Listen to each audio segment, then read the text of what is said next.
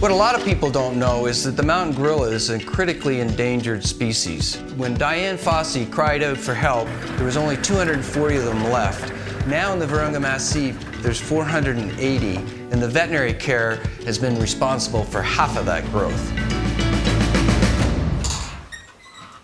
We're in Rwanda at the gorilla doctor's headquarters, and I can show you actually on this map, we were right here in the small country of Rwanda. It's about the size of Maryland. The gorillas up here are 90% of them are habituated, which means that they have a neutral experience with people. They're not afraid of people, but they're not aggressive towards people, which allows us to monitor their health, and actually it's the key to us being able to treat them. The gorilla doctors have three roles as far as clinical medicine goes. They go up and do routine health checks to make sure that all the animals are healthy, and then we get calls from the trackers and guides to go up and do a medical assessment. And if that assessment says that the animal is either injured, human-induced injury, or there's a life-threatening problem, then we'll go ahead and treat.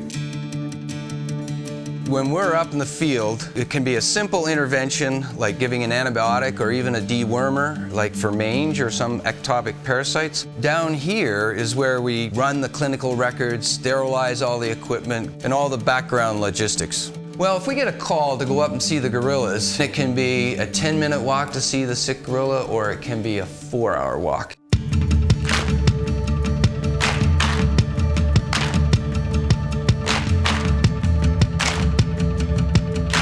It all depends on the day. It could be pouring rain and muddy and miserable, or it could be bone dry. But we're really lucky because we have porters that help us carry the equipment up. Otherwise, we'd never be able to make it. Jack Hanna came to Rwanda a couple of decades ago, and he fell in love with both the country and the gorillas. I mean, his support means a lot to us. He's loved the gorillas for as long as I have, and he's a big supporter. One of our favorite places that Sue and I go to is Rwanda. We've been going to Rwanda since 1982 because we heard about Rwanda through Diane Fossey. I was fascinated by Rwanda and the gorillas. This is our favorite place in the world to visit, and we do it every single year. Jack and I are standing in the potato fields here just outside the buffalo wall, which is the edge of the park, and we're going to go in and see a gosher, which is one of my favorite groups.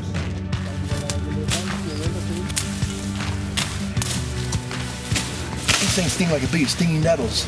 I got my knee just now, and the gorillas eat these things. How the gorillas eat them, I don't know. We're getting close. Come on.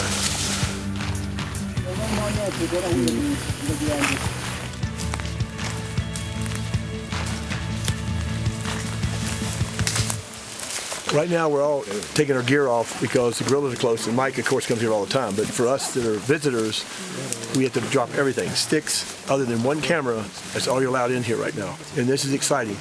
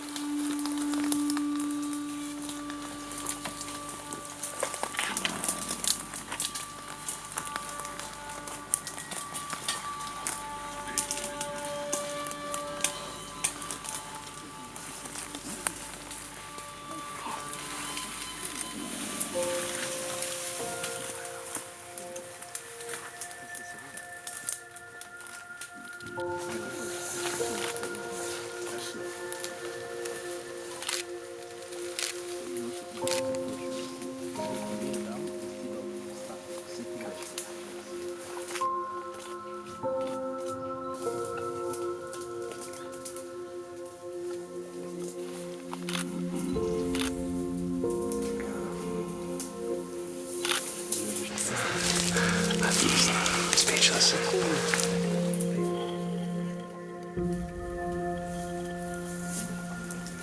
Some of the sound we do is like this playground sound.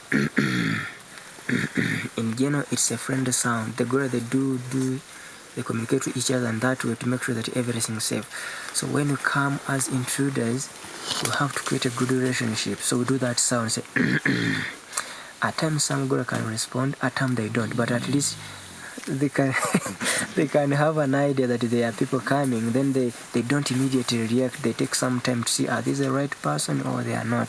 As gorilla doctors, we come up here and we have a list of about 6 symptoms that we're looking for to see that are normal, and if they're normal, that's checked off. All 22 individuals in an hour or so. These are all documented on a sheet and then entered into the computer when we get back.